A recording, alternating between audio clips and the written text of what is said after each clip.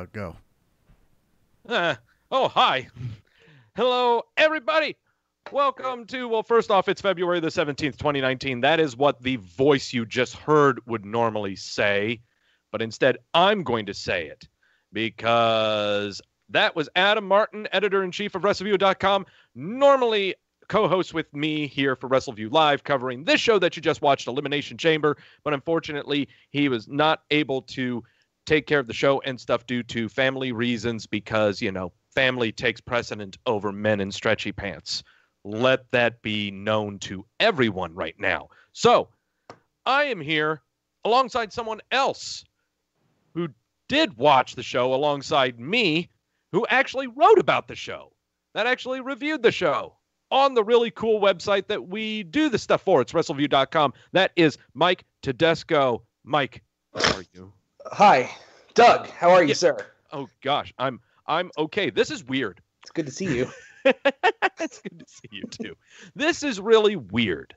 I for many different reasons, and not just because it's you and I that are covering, you know, Elimination Chamber. We're just two weird guys. Well, yeah, but it's that, and also a lot of weird stuff happened on this show that I don't really know how to explain, other than if you were to come up to me, you know, like 7 years ago and tell me that people would be cheering for Kofi Kingston for 10 minutes straight in a main event for a major WWE title, I would say you're high. Yeah. But apparently, since marijuana is being legalized in many states right now, it's okay to be high. So it's very weird show. Coming to New Jersey, too, by the way. They're really? Be, legalizing that pretty soon. Oh, you lucky dog. Well, I'm not saying I partake. I'm just saying it's getting Oh, okay. Yeah. None of that is ever going to happen here in the state of North Carolina, where alcohol sales are legalized by the state. So, yeah, that is not happening. So, why do you think I'm so angry all the time? On to the show. I want to go straight to the polls for this show. Yes. Because I'm really, really curious about this. We will talk about the Kofi Kingston phenomenon with this show. But I know Adam will bring up the numbers here in a sec. What are your just snap thoughts on the show right now? It was a sleepy show for just about the entire duration until basically the Ronda Rousey, Becky Lynch, Charlotte Flair segment. Mm-hmm. Picked up a little bit, died down again because literally they go from a shot of a bleeding Ronda Rousey to Baron Corbin's music. Yeah. That's like, you know, it's like you finally got the blue pill. You're like there and then here. No. Yeah. It's just, you took me to the mountaintop. I almost got, you know, to the apex, the climax of the mountain, and took me back down. But the chamber, the final chamber itself was really good. And, you know, if a show is named Elimination Chamber, yeah, I think by default, one of the chamber matches that they present should be good. Well, and yes. I thought the WWE Championship match was phenomenal. So, oh yes, we got a 73% gave it a thumbs up out of 101 votes. So I guess that is not. I guess that's believable. That's sample bias and everything. There's no sample bias in that. There's no problem with that. My thing with the show. This was the Kofi show, is what it was. I'm not going to get into specifics about the final match in general. I guess the show in general seemed like a regular show, even though we had a tremendously historic Elimination Chamber match for all the histories. First time ever history. Females. Yes. I can't wait to talk about that one. I honestly, I can't either. Because part of me wants to say that it was a good match. You know, I want to think that. But I have a feeling that if I have any other opinions about it, people will get triggered. Oh, I already got it on Twitter tonight because my recap. I believe I can't remember exactly what I said, and I probably could just go back and read it, but I'm not going to do that right now. It's still my opinion. It's just that it just wasn't a good match. Look, hats off, Sasha Banks and Bayley. You're the first one since the jumping bomb angels. It's not the first time they've had women's tag team titles, but it's the first time because that's what they're saying now.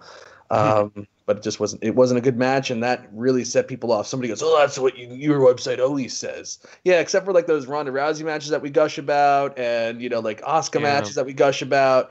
Whatever fits into the narrative of the needle brained.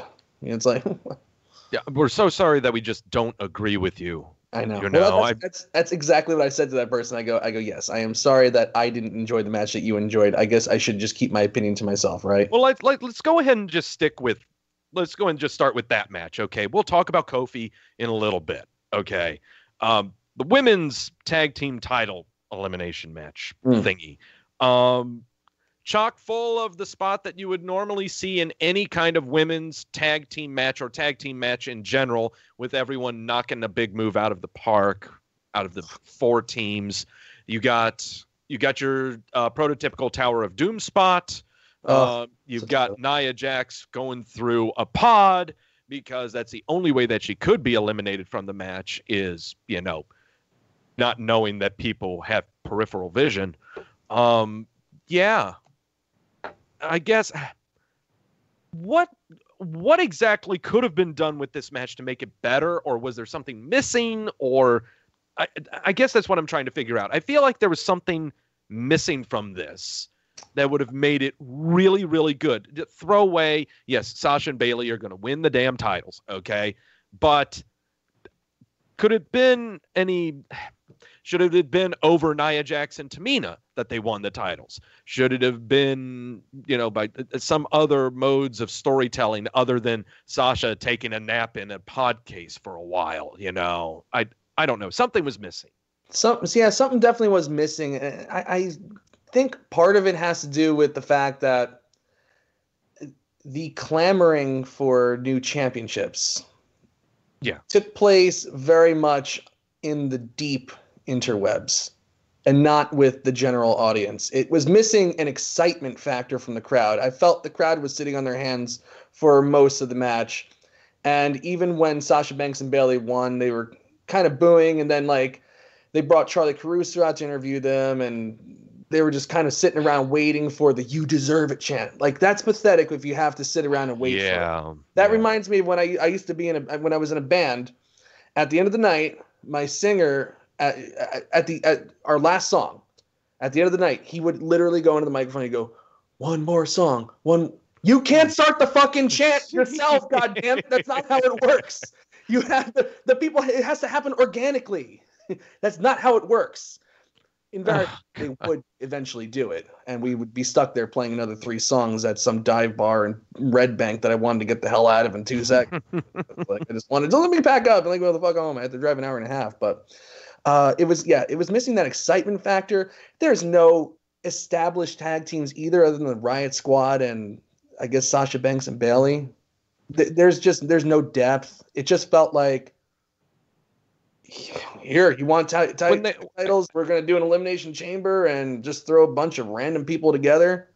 I guess the matches, they couldn't even they didn't have enough roster depth to do it. They had to have Alexa Bliss play face for one night in order just to get through one match. It was like, what the hell's going on here? Let me see. I guess mine is when you have to forcefully name each team. Do we really have to have Fabulous Glow? Can't we just call them Naomi and Carmella? Do they have to be Samoan Slaughterhouse? Can it just be Nia Jax and Tamina? Can it just be, Fire and Desire? No. Hot chick, scary lesbian. Okay? Stop it. All right? Don't force this. All right? Just call them by their names. This isn't too difficult. Okay? I think the only real shining moments that I got from this was Michael Cole being interrupted with his boss time tagline by the ring announcer. That made me feel really good. But for the Cole had an off night, by the way. Oh, Cole was very off his game tonight.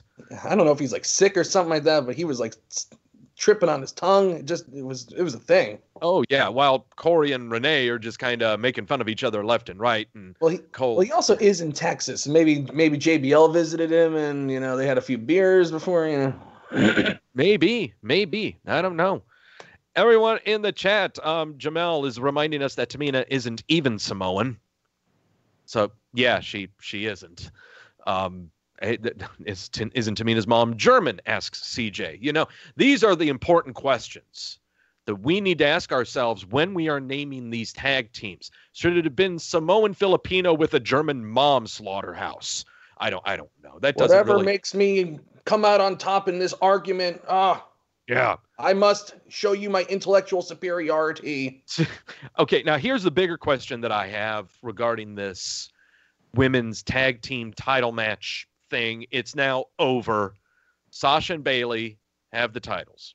2 questions, actually. Number 1, are you excited to see them on SmackDown? Yes, because it's not on Raw. And okay, that's number 1. And number 2, will this be a match on the WrestleMania card and not the pre-show or even on the card at all? History, Doug. It's got to be on the main card. Oh, shit. History. That's right. Yeah, that's right. History for the sake of making history isn't really history. It's just something just forced. Don't you realize now there's going to have to be women's tag team Hell in a Cell matches now? Oh, of course. But history is the other women's segment that happened later in the show. Because that is leading to something that's going to be actual organic history. Not something forced, not some corporate buzzword BS crap. Oh, equality, women. It's like they can't even book a men's tag team division. Yeah, maybe SmackDown has a decent division, maybe, but they can't. But now we're going to expect them to book a women's tag team division with a lesser roster. Yeah. I think the main question, you asked 2 very good questions, Douglas, of course. Yes. And every time I say your name, Douglas, I always think of Mr. Dink from Doug. And he goes, "Oh, Douglas." Oh, Douglas. I know, it just popped in my head tonight. But I think the main question, the only question is, what's next? What are they facing next? What is going to come from this? I have no clue. I know. I mean, us as wrestling fans, we actually like it when we say we don't know, because that makes us excited. I don't know what's going to happen with this title. I don't know what's going to happen with this feud. Is it resolved? But when it comes to these women's tag team titles, when I say I don't know, it is with a lot of trepidation, because I would really like to know so I know what to avoid. Let's be honest here, okay? Any of those tag teams that were in that chamber, would you want them to start an eventual program with the team that just won the titles? Why would you? They just beat them all. What are you going to do? What team was not in there? You want to see Alexa Bliss and Mickie James in a program with that? No. What are we going to do here? That's the question. And there is no answer to it. There aren't even really any, other than like maybe Jessamine Duke and Marina Shafir or whatever her name is, like that might be the only tag team that's in the pipeline that could come up and like do something. Oh, Four Horsemen, I can't wait. Oh yeah, that's right. That fucking Horsemen. Yeah. I'm not going to talk about that crap. Okay? I know. No, we're not going to go down that rabbit hole tonight. Yeah, dear God, no, please. I've been in enough rabbit holes tonight. But I just don't. I don't see like there wasn't another team that was outside of this chamber that I was like, wow. I don't know how they didn't get that team in there, because there are no teams. So like, what is the answer? Like where does this go? It's just like history. What are they going to carry around the belts for like a year and then do like Hornswoggle with the Cruiserweight title where he just stops carrying it after a while? It's just retired. It's gone. Like, what's going on here? We all know, though, that the only reason that they have these titles is that when they inevitably drop them, they're going to turn on each other, right? Of course. So that these belts are just a prop to carry on a storyline outside of the belts to further diminish why these belts are so important. I'm sorry, I don't know. I need to, like we said, it was missing something, excitement, kind of like any type of real build to it. It's just like they started having qualifying matches. I don't really get why the tag team titles are so important to the division. I just don't get it. Like Sasha Banks cut that promo afterwards where she's like, "Oh, we don't just do this for ourselves and the fans. We do it for the people in the back." Well, there weren't any people in the back. They were basically all in the ring. Yeah. Everyone was out in the ring, Sasha. Yeah, everyone was there. Division. Oh man. Let's go in. I guess we'll just stay with women. Okay, since I think that's an easier segue because I can't really segue into Kofi. So we've got Wanda Rousey versus Ruby Wyatt. But before then, we have Charlotte coming out telling, how everyone is stinky, smelly, and that she's going to WrestleMania and she wants to see what's going to be happening in this match to see who goes against her at WrestleMania. And so Ruby Wyatt and Wanda Rousey have a nice little match that lasted 3 minutes. As it should. Yes. Love that. Yes. It. So let's go. I want to first talk about the match before I talk about all the shenanigans that happened after the match. I have no problem with the I guess I don't call it a squash. I just can't because it lasted too long. But when the match was over, when it was going on, I could feel the hatred. I could just feel it. I didn't even have to look on Twitter. I could just feel it. Okay. You could just feel everyone's anger about Ruby Wyatt's an accomplished wrestler. Why doesn't she have a match for longer than 10 minutes? This should have been a lot better than what it was. Goddamn Ronda Rousey. I hate Mortal Kombat. This is what it was supposed to be. It was supposed to be a wham bam, thank you, ma'am. Yes. We got to talk about WrestleMania. I'm sorry. And there's got to be another way we get Ronda Rousey in the ring to show why she's going to WrestleMania. Okay, we got to emphasize the differences between how Ronda Rousey got her ticket to WrestleMania and how Charlotte got her ticket to WrestleMania. Yeah, I mean, look, Ruby got her licks in. I thought, it was what it was. It was almost like, obviously, it's a foregone conclusion. The main event of WrestleMania certainly is not going to be Ruby Riott versus Charlotte Flair. No. And they even alluded to that last Monday. I spent a good portion of the post Raw, which you should subscribe to and watch, and check us out tomorrow night, me and Victoria, talking about how Ronda Rousey goes up to Becky Lynch when they're backstage, and Becky's in, the conundrum. Should I apologize? Should I not apologize? And Ronda goes, "Don't you want to make history with me?" It's like, well, yeah, hold on. Don't you have an opponent that could potentially take your title on Sunday? And then Vince comes out and goes, "The person going to main event WrestleMania against Ronda Rousey is Charlotte Flair." And it's like, yeah, but Ronda could still lose her title. It's like, it was just like, forgotten. There was no build to it. It was just like, I don't even remember what happened between Ronda Rousey and Ruby Riott that even started the match. It was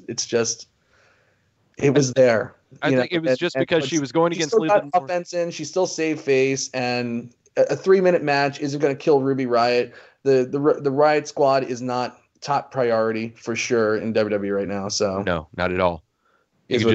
They're going to be the ones that might be getting those tag titles and causing the Sasha Bayley, conundrum, I guess is what it is. And also, it's sometimes Ronda Rousey doesn't need to have the epoch match every single time. In fact, I find Ronda Rousey to be a little too overexposed on TV.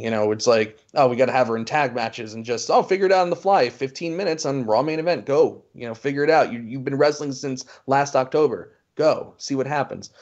That's just not a good formula. So sometimes if she just comes out and kills somebody, that's actually what we haven't seen that in a while.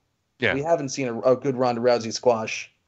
Maybe ever. I can't remember one good squash with Ronda Rousey.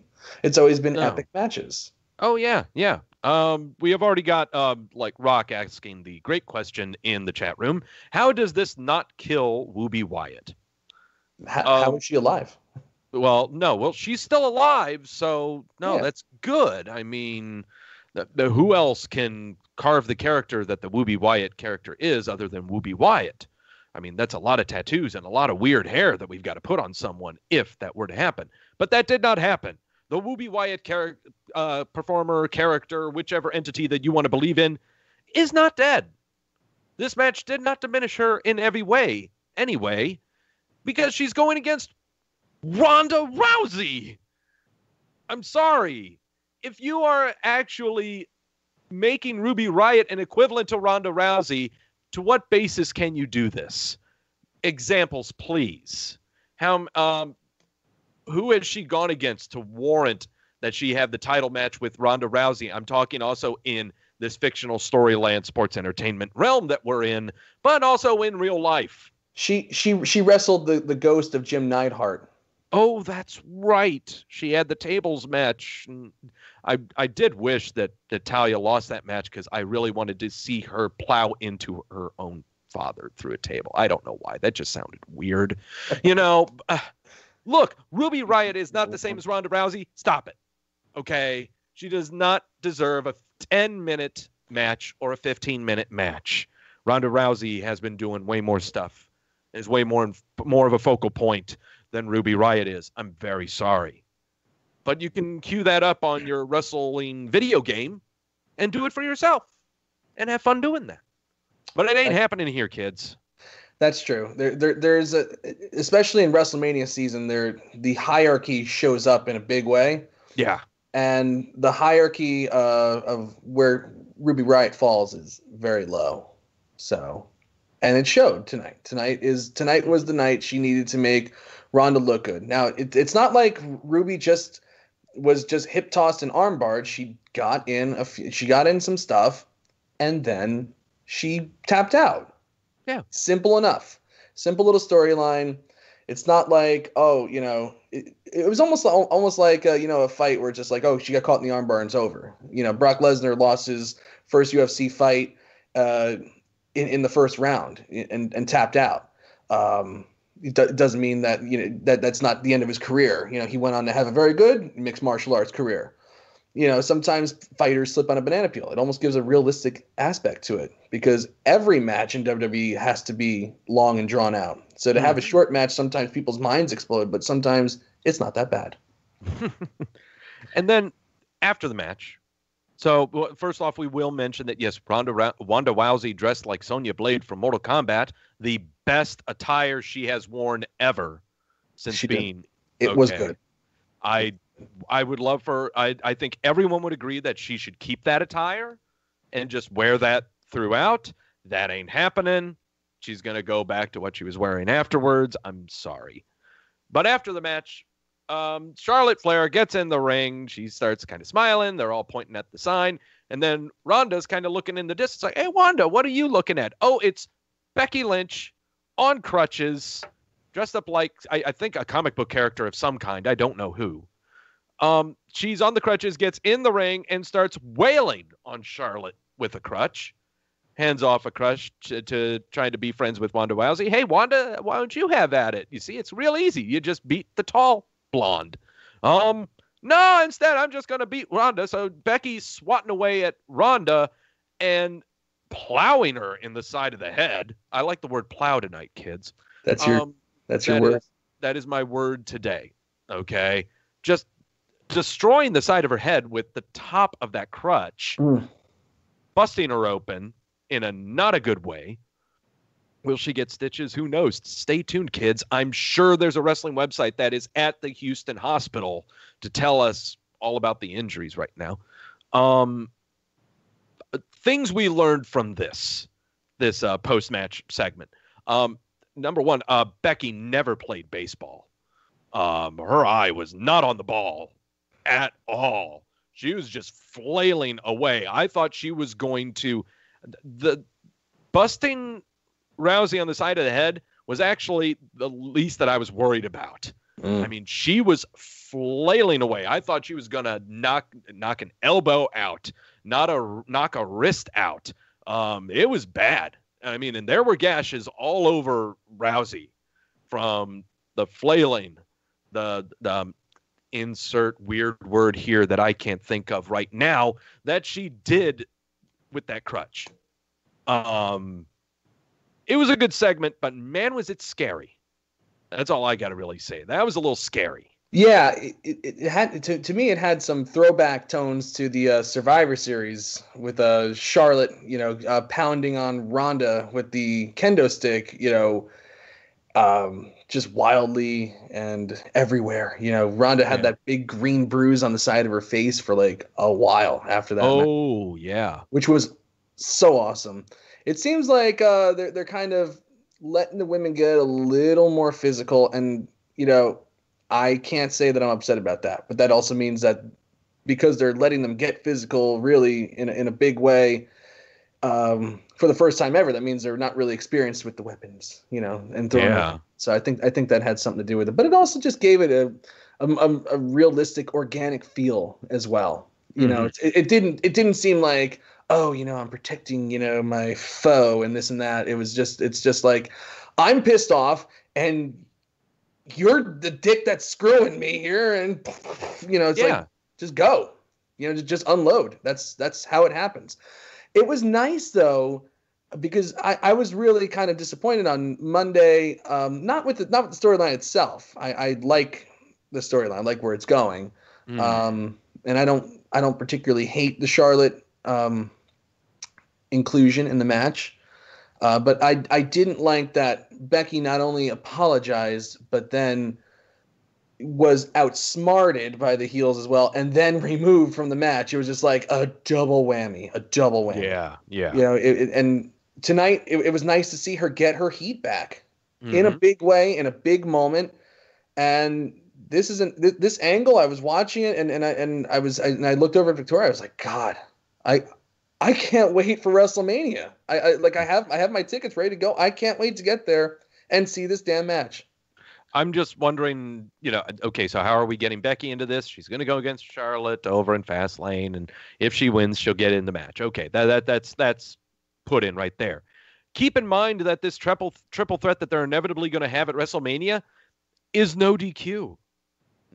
Okay, so if you liked Becky swinging a crutch tonight, guess what she'll also have in her hand? She'll have kendo sticks. She'll have chairs. Tables will be involved. There you go.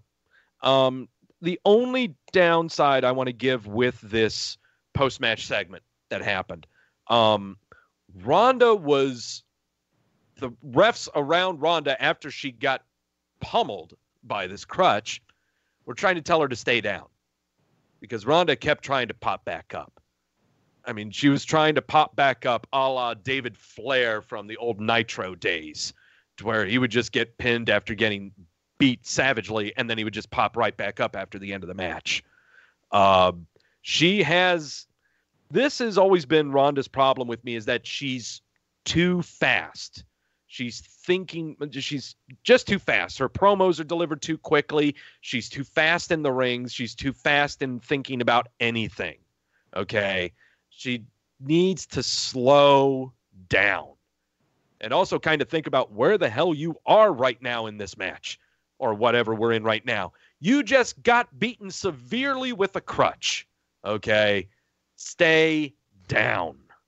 She kept trying to get back up to one knee, kept trying to get back up. The refs are going, no, stay down.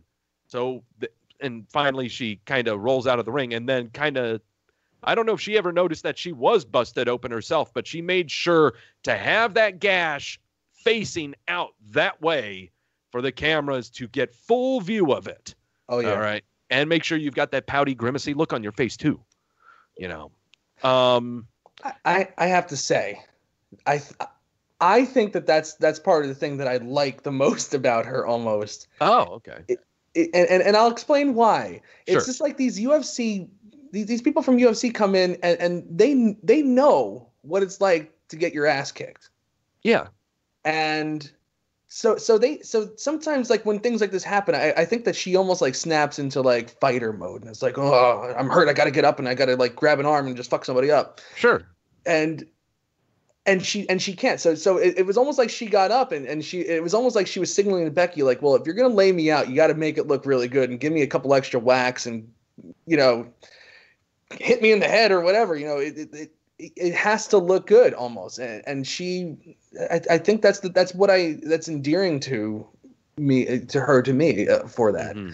And also the way she sells. She is very, very good on the sell, I find, for Ronda. Oh yeah, Ronda's selling is fantastic. Oh yeah, during a match she sells like a champ. Yeah. It's just when it comes to the comeback, the hulking up and coming back, it just feels so fast to me. It needs work. It sure does. It needs work, but again, like we see so many people, so many of these people come up from the Performance Center, and it's just like it's the same comeback. It's just a couple. It's different gymnastic moves, but for the most part, it's always the same tempo, same pace. Mm-hmm. It's nice to have that little bit of refreshment. Somebody who isn't cut from the same exact cloth that everybody else is. And that leads us to a whole other discussion, which another rabbit hole we can't go down tonight, about the death of individualism in wrestling and territories. And this, even though we do have territories now, again, territories are coming back, but everybody in WWE at least is the same. The promos are written by the same people, so everybody starts to sound the same. Mm-hmm. There's just there's nothing. Just spur of the moment. There is no. There is no. We try to find differentiations between all of these performers, just by looking at them. You can see them, but if you were blind, there would be no difference. Okay, just by what you heard, there's no difference between any of these performers when it comes to the vocabulary that they have on the microphone, unless you're someone named Daniel Bryan. Oh, yes. Okay. Unless you're someone like Daniel Bryan. Ha! I win with the segue once again. All right. This Elimination Chamber match was a fun one. And I knew it was going to be fun when we were unveiled with Daniel Bryan's brand new Titantron of Earth swirling to reveal the wooden belt. Oh, I love that. I was trying so hard to find a GIF of that to put in the recap because that was so funny when I saw the little recycle symbol and then it transforms into the hemp belt. And not only that, but Daniel Bryan has a brand new caption when he walks out underneath, showing Daniel Bryan with the swirling of the earth and everything. My God, this man is going to be champion for a very long time. Okay, you got to let it be known right now. I don't care what is happening at WrestleMania. This guy's going to be champion for a very, very, very, very, very, very, very, very long time. Right there, we've revealed it. The graphics for this being a world championship, the WWE title match, Adam just put them up for all of our chat to see, is something of just something you would see just on a video game. It's just so great. The recyclable WWE title is what it looks like. This is fantastic stuff. All right. Anyone who hates this, just go in a deep, dark corner somewhere and wish that Ruby Riott had a 25-minute long match. Yes. I met those people tonight. Yeah, they were all over the place. Adam, hi. There we go. Thank you. All right. Sorry. No, you're good. All right. Talk about this match before we start talking about this is Kofi's match. This match, I like the story that we were being told about, Daniel Bryan being the chicken shit and trying to scramble around the cage and Samoa Joe trying to pull him down and then Kofi inevitably getting up there to catch him. And then we had a Jeff Hardy. He did stuff. We had an AJ Styles. He did stuff. Randy Orton did stuff. But it was all about, I'm sorry, I think Samoa Joe was a more integral part than any of those other three that I just mentioned. Because it was all about Daniel Bryan and Kofi in this match, is what it was. But I'm just trying to think of, since those were the focal points, I'm trying to imagine what were the purpose of the other people in there other than to say that they were there, that they're just filler spots for what this Elimination Chamber match is supposed to be. It's a really big deal, so you got to have other bodies in there to make it a bigger deal. But well, I get the story behind it. Yeah, it's Imagine if Mustafa Ali was still good to go. Oh my God, that would have Okay. set up the Mustafa Ali Daniel Bryan match that I've been calling for a while at WrestleMania. Mm-hmm. That would have been spectacular. I mean, obviously bummed out for him, but at the same time, what Kofi Kingston did tonight, and again, we'll get to Kofi in a few. Yeah. It was a nice moment for him. It's nice to see people that have been on the roster for a long time that put in good effort, good work, night in, night out. Yeah. Get rewarded every now and then. It kind of, I was watching it and I said to Victoria, I was like, this kind of reminds me of when Santino Marella was the last person eliminated from the Royal Rumble. Yes. It was just kind of this like, you've been a good hand for us, Santino. We had you come out and get sprayed with beer by Steve Austin. We had you get eliminated from the Rumble in 1 second. Here you go. We dressed you up in drag to win Miss WrestleMania. Yes. Shit.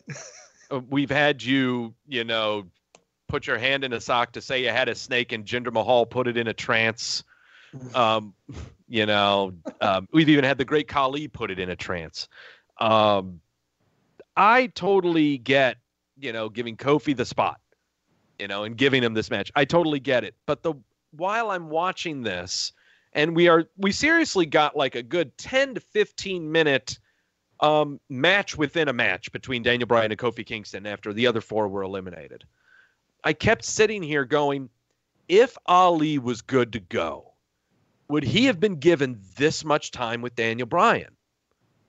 Was this the point? Can we substitute Ali for Kofi and this be what it would have been? I'm not sure. I really don't know.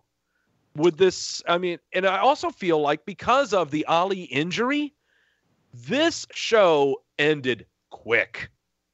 This show ended 10:15 Eastern Standard Time. Thank you, God. Okay. And hey, I ain't complaining about how short the show was, but I'm just saying, if Ali were in this match, this would have been a completely different Elimination Chamber match and would have lasted a lot longer than what it did. It would have lasted probably another 15 minutes. Perhaps. I mean, I know that there's been just so much flack, online about just the length of these shows. It's kind of like that weird, like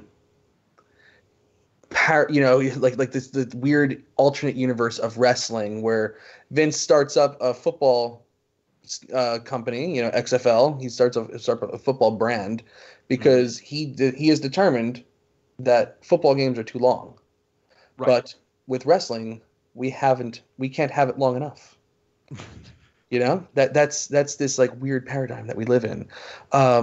So it was nice. I think it was a really nice treat to have it end at 10:15 because when the show ended, I didn't sit there and just go like I do at other shows where, especially at the Royal Rumble, after it ended, I was just like, yeah. If I after Royal Rumble, I was like, if I don't watch wrestling for another month, I'm good. I really like making food analogies because they seem really simple. The Royal Rumble to me was like going to Golden Corral, but you're being locked in there for 5 hours. Okay, you're just pigging out, and you're just going, God damn it, I can't take anymore. But okay, the chocolate fountain. All right, I'll go back to the fucking chocolate fountain. Okay, this pay-per-view, I look at the clock, and we're getting to the main event, the Elimination Chamber match, and it's 9:15. This was a Papa John's pizza. I ate the whole large Papa John's, and I'm still hungry. What's going on here? I'm not acting like an old curmudgeon-y wrestling fan here. I'm supposed to complain, and I guess I'm getting thoroughly confused about what I'm supposed to be complaining about with my age in wrestling, especially when it comes to how long these shows are. Because, I can't stand 5-hour-long pay-per-views. Hi, WrestleMania. Can't wait to see you in April. But also, I don't like 2-hour pay-per-views. Doug, you better pray that WrestleMania is 5 hours in April. That would be a good night. I pray. 6.5 I hope minimum. Xantrix mentioning Papa John's Golden Corral. Why relate it to garbage? I'm sorry for that analogy. Okay, I know how about Brazilian Rodizio and you forget to turn over the button from green to red? There we go. There we go. That's way better. All right, this match. All right. Let's talk about Kofi. Okay. Yeah. Speaking of something that's very filling. All right. Again, I said it before. If you told me 7 to 8 years ago that Kofi Kingston would be in this match and be cheered on for 10 to 15 straight minutes, I'd say you're high. All right. There were so many. I'm watching the 10 to 15 minute match within the match that we got with Daniel Bryan. Comparing those 10 or 15 minutes with any match that I've seen for the past 11 years, and I remember the 11 years because that's what they kept on mentioning. The movesets and the spots and the segments were night and day. He rarely did his stupid off the rope, leap 20 feet in the air into a full drop down clothesline. Rarely did that. Sure, the Trouble in Paradise wasn't used all the time. It was sparingly, is what it was throughout the eliminations and then going into the 10 to 15 minute match within the match. SOS was sloppy for a purpose because he was so tired and he was showing it, selling tremendously. His facial expressions getting kicked by Daniel Bryan were fantastic. Everything that was about this match within the match was so anti-Kofi, yet Kofi was in it. Okay? This was his time to shine. He absolutely did it. Now everyone is calling for him to be in the WrestleMania match against Daniel Bryan. Now everyone wants more Kofi, being unrealistic in how much Kofi they want. Yeah, I guess that's the big thing is how much Kofi was not Kofi was what I saw from this. It was, to me, it's a lightning in a bottle thing. Yeah. And if you try to recreate it, it's just not going to be. Tonight was one of those nights in wrestling that, I was posited a good question through text by my friend Billy Hefner, who said, if you were trying to explain to somebody what wrestling is, would you show them this match? And my answer was, actually, yeah, I would. I wouldn't be opposed to showing them this match because it was kind of everything that I love about wrestling. A really good, dastardly chicken shit heel, a lot of fun, aerobic spots, not just aerobic spots, but stuff that makes sense, working on, body parts that actually goes somewhere. Like attacking the shoulder, and it's like, is Kingston going to be able to do this? Like bringing all this stuff into the story, a good story of a guy who's been on the roster for 11 years. I didn't mind them building up that story and telling it multiple times because it really added to the drama. Yeah. And the way they kept saying it, I know better. I've been watching this closer than the average fan will watch it, even a hardcore fan. I think you and I and people that work on the staff, we watch it much closer than the average fan. Oh, believe us, we try to watch it, just to laugh and have fun, but we also have to be a little analytical about it. But we do have a discerning eye towards this stuff, and I know better. It's like when we were at WrestleMania in 2012 and Shawn Michaels super kicked The Undertaker and he got the pedigree and we're like, oh, the streak's over, oh my God. And then we just got lost in the moment. Yeah. I got lost in the moment tonight when Kingston avoided the knee kick and hit the Trouble in Paradise. And I said, oh my God, they're going to give it to him. That's how I know that that's something that I would be comfortable showing somebody because I lost myself and got into it that much. Where I know better. Yes. I know better of all people. And I thought they were going to give the title to Kofi Kingston tonight because they built it so nicely. And it was such, the complete opposite of what the earlier chamber was when it's like Sasha Banks and Bayley are standing on top of the pod and then they're like, oh my God, remember this random moment last year of the first of 3 heel turns that they did on each other? Yeah. And she kicked her off. Is it going to happen again? It's like, well, no one's thinking that. And they never even built to anything that would even tease that. So why the fuck are we mentioning that?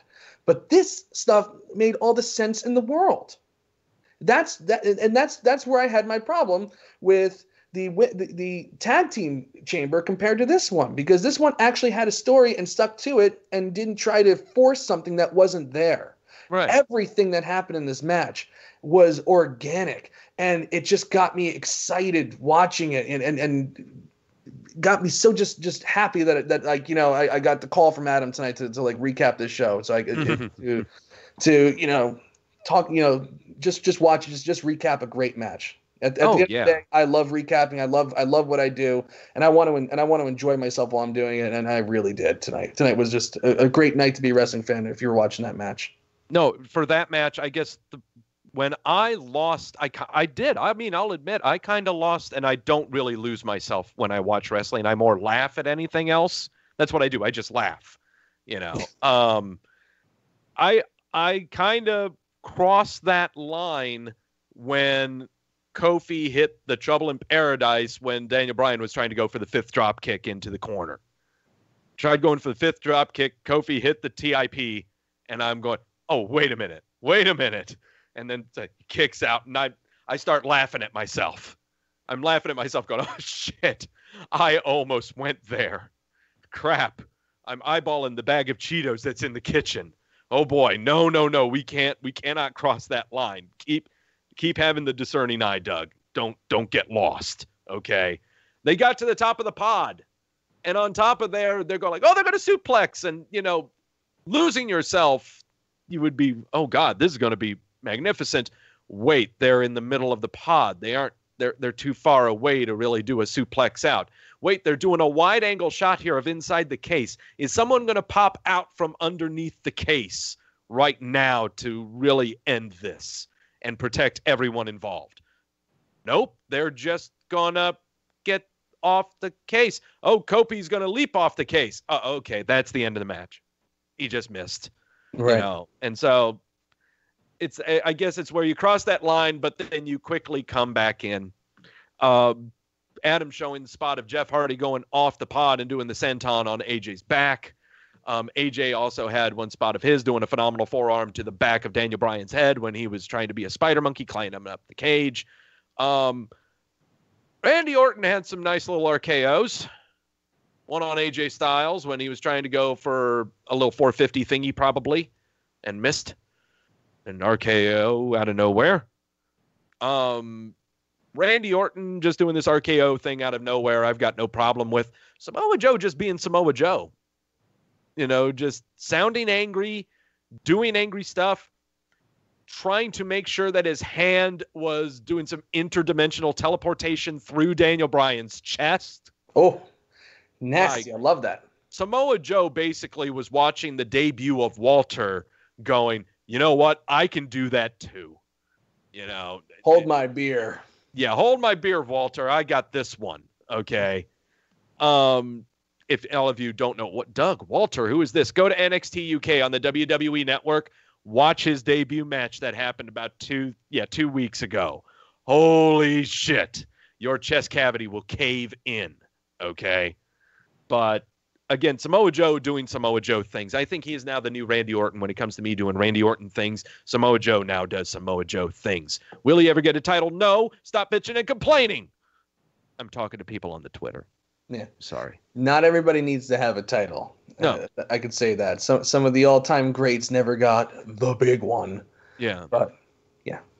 Hey, what are you going to do? But the match was, yes, it was all about Kofi. But I keep on bringing up I don't know why it just these hypotheticals of what if Mustafa Ali was in this? Would it have been constructed the same way? Absolutely not. There's no way that they would have had Ali and Bryan in there for a match within a match, you know, and I don't know how it would have been constructed. So, yeah. Well, I mean, the fact that he wasn't in there could actually work to his benefit. Because if they can maintain keeping him over, you know, and keep him as this like lovable, you know, babyface that dresses like Iron Man and whoever else, wouldn't pick your superhero. Yeah. It could really work to his benefit and carry him, you know, at least to Fastlane, possibly to WrestleMania. This could be one of those things where it's like an advantageous injury where you don't get pinned in the Elimination Chamber decisively. And it's also what I kind of like what's brewed from this, and Adam showing fantastic picture of guy holding up the sign of Captain Planet, he's our hero, as Daniel Bryan's on the stick. What I do like, though, about all of this that happened with the Elimination Chamber and the unfortunate exclusion of Ali is who'd have thought that we would have Daniel Bryan, Kofi Kingston be in a potential program to lead us into WrestleMania? Doug, okay. They're doing special things on SmackDown. I mean, I really thought for a time it was going to be Daniel Bryan versus R-Truth at WrestleMania. Yeah. Oh, yeah. I mean, we have no utilize clue. all their talent wonderfully. It's like, how are these the same writing staffs? Yeah, and you just mentioned a guy who's the United States champion and has not been on television for 2 weeks. How about Asuka? Hasn't even been seen since the Rumble. Yeah, since she's won the title. Haven't seen her yet. And it's still being booked well. That's the weird thing, okay? Not everybody needs to be on TV every week. Yeah, and honestly, a potential program with Ali, and I'm actually thinking Randy Orton, because he had the swollen eye hole in that match, and it was after that match that he was deemed not able to continue. Imagine Ali coming back and not as much being a Sub-Zero superhero type character, but just running out and beating the crap out of Orton. That sounds interesting to have a little program there. Samoa Joe doing Samoa Joe things. AJ Styles, I don't know what he's going to do. Jeff Hardy, who knows? Just as long as he's not behind the wheel of an automobile, we're all okay. Yeah, it's just everything is up in the air with SmackDown, which I think is just fantastic. Okay, and that's why I'm kind of sad that Raw is already kind of set in stone. For the most part, yeah. Raw is really set in stone. I mean, for the next 40, what was it, 49 days until WrestleMania? For the next 49 days, we pretty much know what we're getting at the big show. And that's kind of unfortunate. You know, it's a 3-week build going into Fastlane and then a 4-week build going into WrestleMania. For 7 weeks, we know what's happening on Raw. That's kind of, I don't know if the only way you can convince me to watch Monday Night Raw is if we're going to get more Wanda, Charlotte, Becky shenanigans. But I'm not excited for the Revival being tag champs. No. I'm not excited for Fons Balor becoming the new Intercontinental Champion. Let's talk about this. Let's talk about that. Okay, let's talk about this. Okay, I did not see this coming at all. I didn't either. Yeah. But you know what? It was I definitely got on the Finn Balor train when they started actually putting some momentum behind the damn guy for once. It was like somebody tuned into NXT UK, saw him face Jordan Devlin, was like, hey, you know what? The guy can actually go. You know, they gave him a shot against Lesnar. I thought he had a good match against Lesnar, and then the beatdown was so unnecessary. Then the next night he comes out and says, well, you know, like he was bigger than me, and you know, I probably didn't even deserve to be in there with him. Pretty much, he basically said that, and then you know, he's just like, but I made him believe. Yeah, okay, you made him believe. Oh, God, believe. But because thoughts and emotions matter in this sports entertainment realm, where if you don't have a title, you're not anything. Yeah. Okay. Continue. Right. Yeah. Right.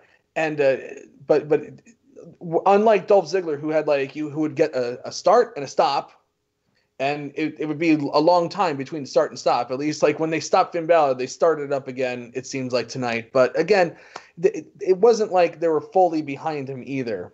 No. I get initially I wrote in the recap. Well, I guess since they had Bobby Lashley kill Lio Rush because Lio Rush was the one who got pinned, Lashley's turning face, and I guess that's why they didn't want Balor to pin him because it would have looked so much better. Yeah. Oh yeah. It would have looked so much better for Balor, who hung in there with Brock Lesnar to actually be able to take down Bobby Lashley, who says that he can beat Brock Lesnar. Mm-hmm. And that would have made that story for me come full circle, but that's not the way they went. They still kind of did this like, kind of half-ass like, okay, yeah, we're gonna put you over, but not really put you over thing tonight. And that's kind of that's just how I felt about it. It just it was like, yeah, we'll give him the title because Bobby Lashley's going to be doing some. It turns out that Bobby Lashley lost the title because he's just going to be doing shit with Drew McIntyre and Braun Strowman and Baron Corbin, and there's no real reason that Bobby Lashley would even want a team with Drew McIntyre and Baron Corbin. When they did it initially, it's because they had something to gain from it, because Baron Corbin was the acting general manager. Right. Now Baron Corbin's just a fucking guy running around in a shirt and a vest, which totally fine by me. I rather look at him in that than look at his face making one face and then his stomach making another face. Yeah. Like he had that belly button that like kind of like stretched out, kind of looked like an emoticon. And, but it just doesn't make any sense to me. So I guess they wanted to keep him strong, I guess, so he could just be a dastardly heel somewhere else. I guess what's really sad too is it's not just the stuff on Raw that's already been telegraphed. Well, not telegraphed. I mean, it's already been booked. We got Bork and Seth. We've got Rousey, Charlotte, and Becky in the triple threat. But one obnoxious thing that's already been booked is we're looking at probably maybe not for WrestleMania, but sometime in the future, I'm sure it's at Fastlane, is we're going to have a stupid 6-man tag involving Karen Bourbon, Bobby Lashley, and Drew McIntyre. They'll be squaring off against Braun Strowman, the new Intercontinental Champion Fonz Balor. I call him the Fonz. I will never call him Finn. He'll always be the Fonz. And your third team member is going to be Dolph Ziggler to destroy all of the dirt sheets. Because who's going to be the foil to Drew McIntyre? Because Braun Strowman is against Karen Bourbon, and Finn Balor's against Bobby Lashley. So, who's going to be... That's what's going to be. Unless you're going to throw Apollo Crews in there for no reason whatsoever. So that's what's worse. That's what's so much worse right now. I guess the other thing, I'm sad that Lio Rush and Bobby Lashley are broken up. I really am. I really liked that act. Didn't need to happen. No, it did not. I mean, this was a really nice act. And I'm not saying that, they had to split up because Lashley was going to drop the title. It would have been good for him to slam down Rush, dear Lord, Lio Rush way up there in the air and came down really, really hard. But I was anticipating him. He slammed him down really hard. I'm like, oh, come on, just pick him back up and hoist him over your shoulder like a sack of potatoes and carry him away. Come on, don't do this. No, walked away, and I'm like, oh crap. All right, and then we figure out what he is with the Braun Strowman Karen Bourbon match. We really won't get into, not even that much of a garbage match. Not even anything to really jump up and down about.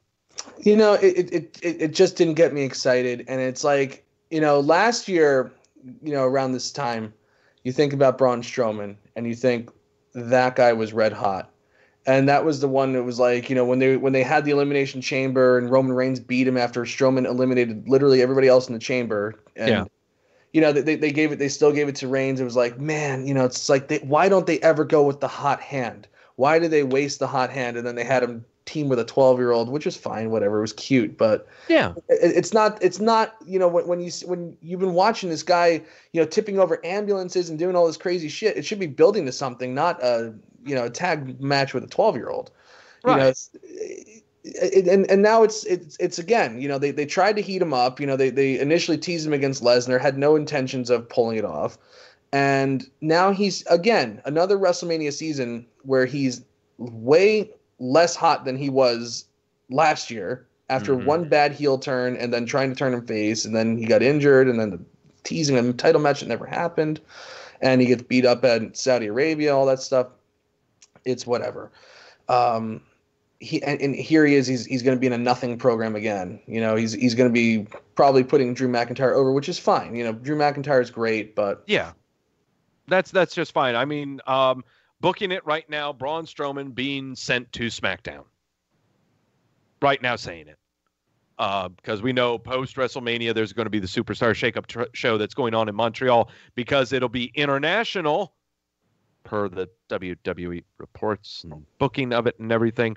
Braun Strowman's going to SmackDown. I'm saying it right now Because if they cannot do anything with him, elevating him to what he is right now on Raw, and how many resources and how much investment they put into building this character, and they still haven't gotten a viable WrestleMania payoff. That's the thing. I'm not saying that he needs to win the biggest title. I'm just saying he hasn't had a WrestleMania payoff. He hasn't had a moment. Yes, he teamed up with a kid to win some tag titles, but he gave him up the next day. That's why it's considered a joke. Okay? Yeah. It's considered a joke to his character. It's considered a joke, especially for where he was last year. If they did that this year, I could get it. I would totally I would be on board with it. It's like, whatever, they weren't doing anything with him anyway. But last year it was like, God almighty, what was all this build for? And then even at that chamber last year, they had him destroy Roman Reigns. It's like, why did they, like, what was the point of all of that? There was never a payoff with this guy. No, not at all. So a move to SmackDown would be great for him, because there's so much stink of all these non-payoffs with Braun Strowman. Give him a fresh start.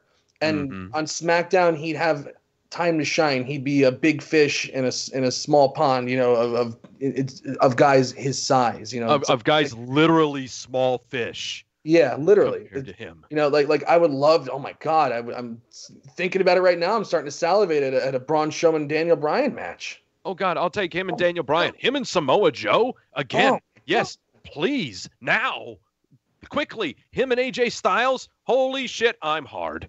Okay. Seriously, all of these matches that he can have on SmackDown seem way better than anything he's had on Raw this past year. Okay? Right. And I'm sorry, and that's even after they had their own shakeup, trying to put him in programs with Baron Corbin and Drew McIntyre and all of them. Never panned out. It just, nothing stuck. And now they're still trying to make something stick. Yeah, that's that. Okay, and finally, since I know your wife, Victoria, is hanging in the chat room, she's been waiting all night for us to talk about this match. The biggest news coming out of Elimination Chamber, to be honest. Yeah, hey, the Doug, biggest really quick, news coming out of the Elimination. Doug, I have to focus in on the caption for this GIF. I'm going to highlight it. I'm going to let you talk about it, but the TDE wrestling people fucking killed it, so check this out. Oh, glorious. Okay. He's going to be queuing it up. I'll be able to see it once it pops up here in the YouTube. Shane and The Miz dropping the titles. Okay, here we go. Sad Dads. Oh, God, that's just great. Yes. That's fantastic. Oh, God, my Miz's face. Oh, my God. He's just fantastic. Great stuff, great stuff, great stuff. Okay, so this match that they have, I don't want to say it was a match. We'll go ahead and put it that way. Yeah. Were we anticipating them to hold on to the titles? Probably not. Apparently Victoria was, because she wagered a shot of tequila for me. I appreciate that, Victoria. Thank you very much. I know your heart was in the right place. I thought, well, I'm not going to say anything just because Uso's getting the tag titles and everyone's going to go ahead and make weird jokes about the recent events that have happened with one certain Uso and a wife on the road involving a car. But I'm going to save that for Wrestleview Weekly because that is newsworthy. We are talking about the pay-per-view. This match, though, yeah, it happened. I'll go ahead and put it that way. It sure did. It was it was just there were some really rough, awful spots, particularly at the beginning with Miz and I think Jimmy Uso, who may still be hungover from Wednesday, for all I know. Yeah, it's golly. It was an ugly match built around just Shane's big spots. That's really all I got out of it. Who's asking for Shane's big spots? And what's more is The Miz not that much of a character that we need Shane's big spots? I understand why we're doing this. It's to build up to a match between the two at WrestleMania. Get it. That's why I booked it. Okay. That's probably the only thing I really see happening on the SmackDown side that I pretty much have a lot of faith in that's going to be happening. They just haven't pulled the trigger yet. But still, Jesus Christ. Ugh. I don't know. I just want... We get the Usos as tag champs again. Again. Yeah. But it's going to be them at the bar again. And New Day again. Maybe just give me some... I need something new tag team-wise on SmackDown. I need something new. I think now is a better time than ever to reintroduce everybody to sanity and freshen it up a little bit. For God's sakes, they haven't been on TV, I don't think, since Christmas. Good. Perfect. Maybe even since that pre-show match at Survivor Series. That's the last time I can remember seeing them. Yeah. I think you could almost reintroduce them like they never were even there. Just kind of bring them in. Here's sanity. Oh my God, who are these guys? And let them run amok. I'd like to see something like that happen. They do need an injection of some new talent there. Yeah. Well, I'm sorry. Frank just reminded us in the chat that Nakamura Rusev were a tag team, even though, Frank, I will remind you that they weren't on TV last week. And not only that, even when they teamed up, they were teasing that they're just not going to get along. It's going to be like one of those kind of tag teams. It's a one shot. It's a one shot, and it's poorly conceived too. To be honest with you, the guy's wife gets knocked over, and the next night he's teaming with him.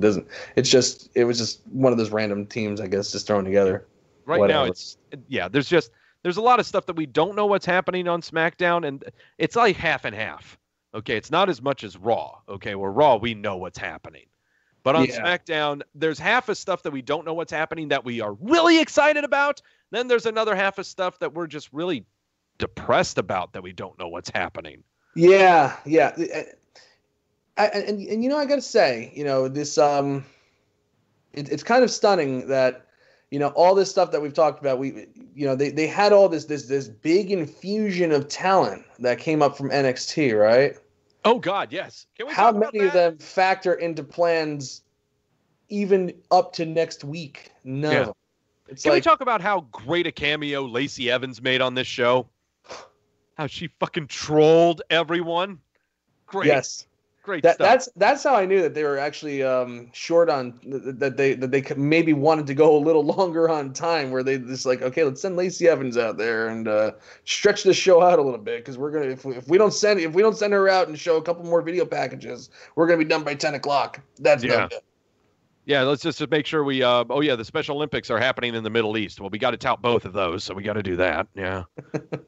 Paige this time will make sure she talks about her movie in not a close-up shot of her face when she's doing it this time around. Smart move.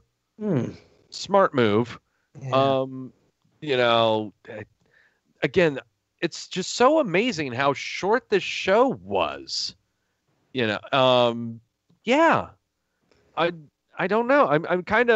I'm almost at a loss for words, because I'm sitting here. We are talking about the show now. It's been well over an hour we've been talking about this show.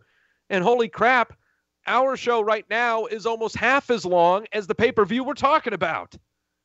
That's true. And just like the pay-per-view, I don't feel that exhausted after sitting through this show. That's right. Not at all. I can actually go outside.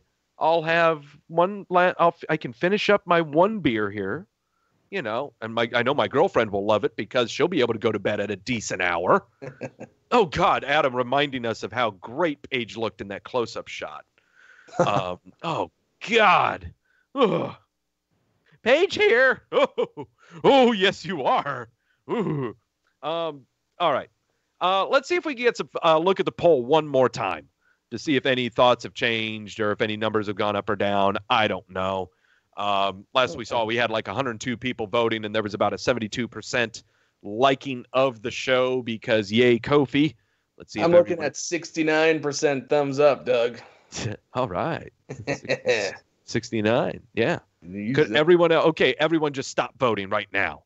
No one else vote right now. Shut down the poll. That's right. If you know anyone who's going to go thumbs up, you go thumbs down. Okay. And no, we're not going to add thumbs in the middle just so we can keep this number. Okay. No, it's only up or down. Understand that, people. That was done by me. Okay. Everyone that I see all the time, when they're just asked randomly, what'd you think of the show? Meh. No, you liked it or you didn't. period. Right. Okay. You got to take a stand. Okay. People who usually say meh are people who didn't vote. And people who don't vote, those are the worst people. They are. And they're always the ones who have the most to say. So without positing their opinion. Douglas, yes. What do you give the show? What do I get? God, it's so hard because it's the Kofi show. You want to go thumbs in the middle, I can tell. No, I cannot go thumbs in the middle. Part of me wants to go thumbs up because, dude, it's the Kofi show. It was Kofi showcasing everything. But there's got to be other reasons for me to watch this show. Like I always say, if I was to am I ever going to ask myself 4 or 5 months from now, oh yeah, Elimination Chamber had this, and this happen. I'm going to go rewatch it. None of that. Okay, it would just be, oh yeah, it was all about Kofi. That's about it. Nothing else. So I'm sorry. Yeah, thumbs down for me. I'm sorry. Wow. Okay, I like I said at the beginning of the show, name of the game is Elimination Chamber. I want to see at least one damn good Elimination Chamber, and I did see that tonight. Yeah. So I'm starting to the Ronda Rousey Becky Lynch angle put it over the top for me. That's a main event angle. And you know what? I can live with a shorter show at about clocking in about 3 hours. 3 hours is supposed to be like, the fundamental. The perfect pay-per-view time. Pay-per-view time. Did it drag ass at certain points? Hell yeah. Oh yeah. But the good for me outweighed the bad here. And I really I love that angle with Ronda Rousey. I can't get that out of my head because I like that much. I'm actually going to watch it again because I liked it so much. And the WWE Championship match, thumbs up for me. I'm gonna watch that angle again, but this time I'm gonna try to find it to where Becky Lynch clubbing Ronda Rousey with the crutch. I'm gonna try to find some Mortal Kombat sound effects for that. Okay, just have a finish her. Just finish her. Arm broke. Yeah. Oh yeah. But I just have to give it thumbs down just because I only think of the Kofi thing. Is the only thing I'm thinking of, Okay. But hey, if I want to invite some friends over and say, hey, there's a really athletic black guy in the WWE, yeah, that's what I'm going to queue up. So, hey, I mean, it's got some positives. Okay. You do a recap show every Monday night, along with your wife, Victoria, where you're covering Raw. I don't know if you would call this a teaser, but I'm going to ask you one question. What are you looking forward to on tomorrow night's Raw? After watching this show? The follow-up to the Becky Lynch Ronda Rousey thing. Okay. And honestly, it's not even tomorrow's Raw that I'm looking forward to as much as I'm looking forward to next week's Raw with the Ric Flair 70th. Yeah. Because there's gonna Ric Flair's birthday is about to get rat fucked. Oh yeah. Becky Lynch is gonna put him in a disarmor and hold him hostage until Charlotte Flair agrees to give her a match, and the winner gets if she wins, she gets put into WrestleMania or something like that. Oh yeah. Now, if I could fantasy book a little bit, what I would love is for that to happen. But I'd love to just recreate the Daniel Bryan thing and have Becky Lynch face Stephanie in the first match at WrestleMania, and if she wins, she gets in the main event. That would be. I mean, no, all those sound like really good options to me. There are some great options. It's actually it's a really fun angle. And initially I thought they were going to freaking botch the thing and take away all of Becky's heat, but they gave it right back to her tonight. So yeah. Whew, me, what am I looking forward to on Monday? The opening segment and the ending segment of the show, because I'm sure one of those is going to involve Becky and Charlotte and Ronda. And the ending segment is going to involve Becky, Charlotte, and Ronda. Everything else in between I could give a damn about. Okay? None of this Braun, Baron, Drew, Lashley drama. None of this revival stuff. Nothing else. Here's the bigger thing, too, and I don't really want us to dwell on this, but because of your women's tag team elimination chamber match, I don't give a shit about any other of the other women now. I don't. I'm sorry. I mean, Ronda, Becky, and Charlotte have their big match. Sasha and Bayley have belts. Tamina, Nia Jax, Riot Squad. Who else am I missing on there? Alicia Fox, Mickie James, Alexa Bliss, Ember Moon. Maybe she'll get better, and maybe I'll even care about her if she's putting something worthwhile. Dana Brooke and Natalya, who were supposed to have a match that we forgot about last week. They're going to try to insert them and try to make them to say like we should care. Please, God, no. Please don't do that. Please don't do that. Oh, yeah, and also, just so you know, Mojo Rawley still thinks he's good enough and smart enough, and doggone it, people like him. Yeah, he wasn't on TV this week. No, he was not on TV this week. Yeah, he didn't even get his 3-week build, and then they give up. It was 2 weeks, and they gave up. Well, they gave him a little segment during the kickoff show. Oh, they did. I didn't. Yeah, they did give him a talk in the mirror during the kickoff show. We also had random run-ins from the bar and heavy machinery on opposite sides of the desk, talking about who would win against Shane McMahon and the Usos, where I couldn't make out anything that Otis was saying, and that's okay. But yeah, honestly, everything involving Raw right now, I'll check out the beginning of the show, fast forward to the end of the show, and that's about it. SmackDown, I will watch all the way through. Yep. I'll watch that sucker all the way through. Well, Doug, I'll say this to you. If you really want to find out what happened on the rest of Raw, you can just tune into the post-show Raw with me and Victoria. That's awesome because you poor guys have to watch the show, and you write about it. You know, so, hey, if you don't like watching the show, watch those that do watch the show. Right. And just listen to us talk about it. And then you can form your opinion based on our opinions. Yeah, and you won't hear – that's the best way to watch wrestling, isn't it? And that's how most people ingest their politics anyway. Yeah, so exactly. You might as well ingest your wrestling the same way. Yeah, shooting. Just like how my Twitter profile says. I'm too busy tweeting about the wrestling show to watch the wrestling show. So that's what you're supposed to do on Monday night, people. When you're not – be sure to find out when Raw ends – so you can tune in to Mike and Victoria on the YouTube, on this place right here, the Wrestleview channel. You can catch me Wednesday night at 8 o'clock on this same channel where I will be covering Raw, SmackDown, all of the news that's happened for the week, segments galore, and I will go ahead and show it right now because Victoria's wife, Mike's wife, was on the show last week, made predictions for this show that we just watched, Elimination Chamber. Because of her predictions, 2 of her predictions were wrong, which means of those predictions, I have to take 2 shots of this stuff, of the tequila. That is the Luna Azul Blanco, because she thought that Shane and Miz were going to retain. And she also thought that Braun Strowman was going to win his match against Karen Bourbon. Yeah. So I will be taking that punishment. My decisions on relying on others for my health have not been good. But I got a feeling I could do worse. So we'll continue that on because I'm going to go ahead and tease it right now, Mike. Yes. I'm teasing that 3 weeks from now, the Go Home Show for Wrestleview Weekly, as I would be reviewing the Go Home shows of Raw and SmackDown going into Fastlane. This guy, Mike Tedesco, will be on my show, Wrestleview Weekly, to make the picks for Fastlane. He will be responsible for my health, and that always makes for great entertainment. Oh, yes. Oh, yes. So if you liked what was going on here tonight, he'll be back in 3 weeks. Yeah, with a lot of alcohol in me.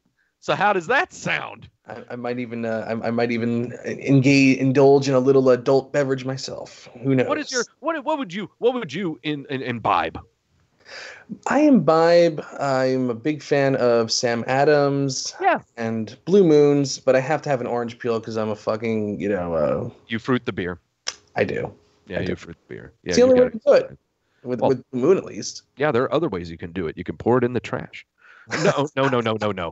No, I understand the fruiting of the beer. I'm right now, like, ironic. I'm drinking right now a Sam 76, which is very nice, but very low on the ABV. So I'm going to have to find a double IPA somewhere. I've got an Imperial somewhere I'll probably drink that's about a 10 ABV because I'm going to need that. After watching this show, it wasn't that bad. Nah. No, I don't need to do that. No. Probably when you're going to be on with me, I will have my scotch on the rocks, just like I did with Victoria, because it's really happy times having guest hosts on the show.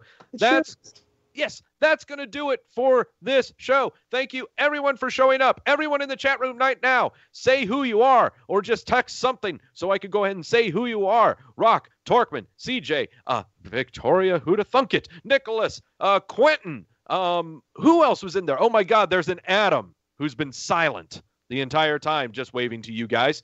There we go. There's a Grash. There's a... Everyone else, say them. I'm gonna go ahead and just blah blah blah blah blah as you go ahead.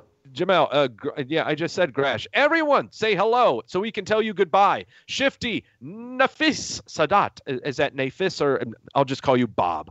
Let's see. Let's do it now. Hello, come on. You've got 10 seconds. 10, 9, 8, 7. Frank, there's Frank. 6, 5, 4. Daniel, we don't care about you. 3, 2. No, God damn it, Daniel. Oh, yeah, Billy. I forgot about Billy. Your bud Billy. Yes. Yeah, Billy Hefner in there. Okay, everyone else, you snooze, you lose. That's going to do it for Wrestleview Live. Thank you so much for coming on, Mike. My pleasure. Thank you, Doug. A lot of fun. Oh, so much fun. Tune in. Same time. This time, well, maybe not the same time. We can pray the fast lane will only last until 10:15 this time.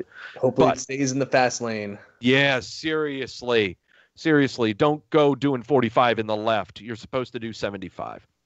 All right. Everyone, that's going to do it. Everyone wave goodbye. Adam, cue us out of here.